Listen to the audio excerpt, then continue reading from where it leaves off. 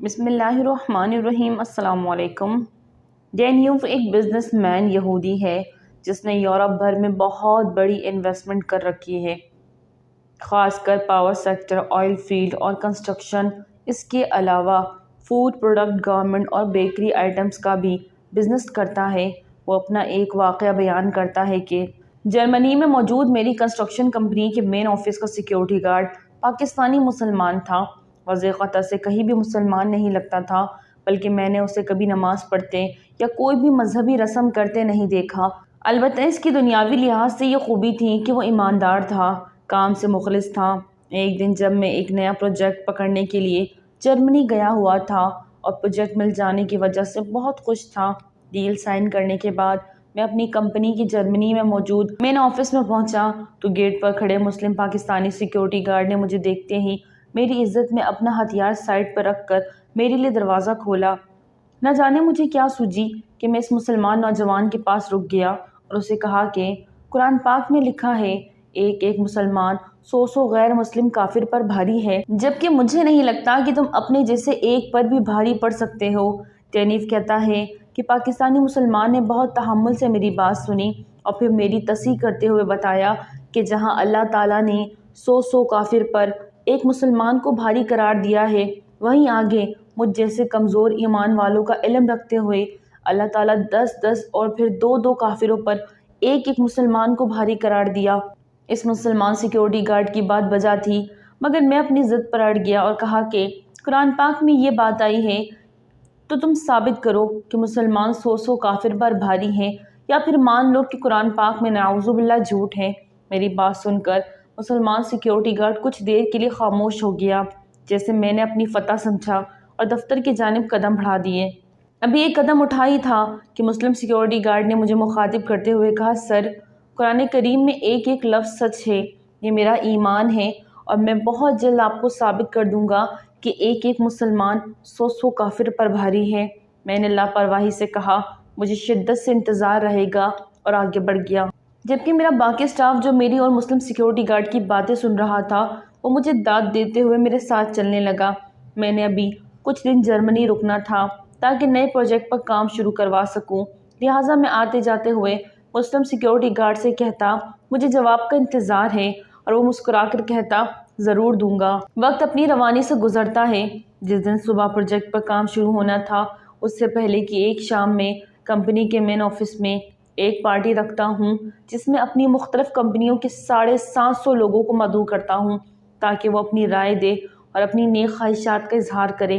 Party شروع ہونے سے پہلے سب کو باری باری اسٹیج پر بلایا جاتا ہے۔ سب سے پہلے میں جاتا ہوں اور نئے پروجیکٹ کی ڈیل کے متعلق بتاتا ہوں۔ اس کے بعد میرے نئے پروجیکٹ کے مینیجر کو دعوت دی جاتی ہے، مگر اس سے پہلے ہی مسلمان سیکیورٹی گارڈ اسٹیج پر پہنچ جاتا ہے، گن لوڈ کرتا ہے اور سب کو آرام سے بیٹھے رہنے کا حکم دیتا ہے۔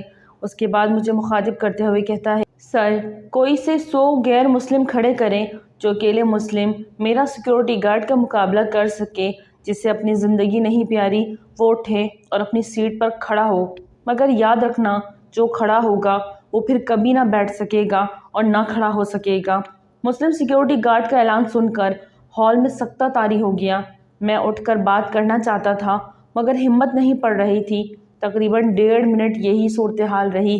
اس دوران کسی نے پولیس کو کال کر دی، مگر پولیس کی آمد سے پہلے ہی مسلم سیکیورٹی گارڈ دوبارہ مجھ سمیت بیٹھے ہوئے حاضرین سے مخاطب ہوتے ہوئے بولا کہ یہ میرے ہاتھ میں موجود بندوق خالی ہے، اس میں کوئی گولی نہیں ہے۔ میں بس اپنے باس کو یہ بات سمجھانا چاہتا تھا کہ قرآن کریم میں جو کچھ بھی لکھا ہے وہ بالکل سچ لکھا ہے۔ قرآن پاک اللہ تعالیٰ کا کلام ہے اور اللہ تعالیٰ تو جھوٹوں پر لعنت بھیجتا ہے، پھر قرآن پاک میں جھوٹ کیسے ہو سکتا ہے؟ میں آج اور اسی وقت اپنی جاب چھوڑ کر جا رہا ہوں، کیونکہ میں کسی ایسی جگہ پر جاب نہیں کرنا چاہتا جہاں میری ایمان کو مشکوک بنا دیا جائے۔ اس کے ساتھ ہی سیکیورٹی گارڈ نے مجھے مخاطب کرتے ہوئے سر کے بجائے میرا نام پکارا اور کہا، مسٹر ڈینیو، یاد رکھنا مسلمان آج بھی اتنا ہی طاقتور ہے، بس تم جیسے لوگوں کی چالوں نے ان کا ایمان کمزور کر دیا ہے، ورنہ آج آزما لیا ہے تم نے کہ ایک نہتہ مسلمان تم 700 لوگوں کو خالی ہتھیار کے بل بوتے پر دبا کے رکھ سکتا ہے۔ ابھی مسلم سیکیورٹی گارڈ کی بات جاری تھی کہ جرمن پولیس کے دستے ہال میں داخل ہوئے۔ سب نے ہتھیار تان لیے، پوزیشن لے لیے اور مخاطب ہو کر پوچھا، مسلم دہشت گرد کہاں ہیں؟ کوئی اشارہ دے۔ تب میں فوراً کھڑا ہوا، ہاتھ اوپر کر کے اسٹیج پر گیا، اپنا تعارف دیا اور کہا، یہاں ایک اسٹیج ڈرامہ ہو رہا تھا، اس کردار سے متاثر ہو کر کسی نے آپ کو کال کر دی ہے، میں معافی چاہتا ہوں آپ کو تکلیف اٹھانی پڑی۔ ساتھ ہی پولیس آفیسر کا شکریہ ادا کر کے انہیں واپس بھیج دیا۔ اس کے بعد مسلم سیکیورٹی گارڈ کو بہتر جاب کی آفر کی، مگر اس نے انکار کر دیا اور میں نے اسے گولڈن ہینڈ شیک دے کر رخصت کر دیا۔ اس واقعے کے بعد میں نے 2 نتیجے اخذ کیے اور ان کا اصول مان لیا۔ نمبر 1، کبھی کسی کے مذہب کے متعلق گفتگو نہیں کی جس سے اسے تکلیف پہنچے، کیونکہ تکلیف کسی بھی وقت تیش میں بدل سکتی ہے۔ اور نمبر 2، نہ ہی مسلمان کمزور ہیں، نہ ہی ان کا ایمان کمزور ہے، بس مسلمان کے ایمان تازہ رکھنے والے علماء کمزور ہیں اور ان کی اس کمزوری کا فائدہ پوری غیر مسلم دنیا اٹھا رہی ہے۔ ویڈیو اچھے لگے تو لائک کریں، چینل کو سبسکرائب کریں اور دعا میں یاد رکھیں۔ السلام علیکم۔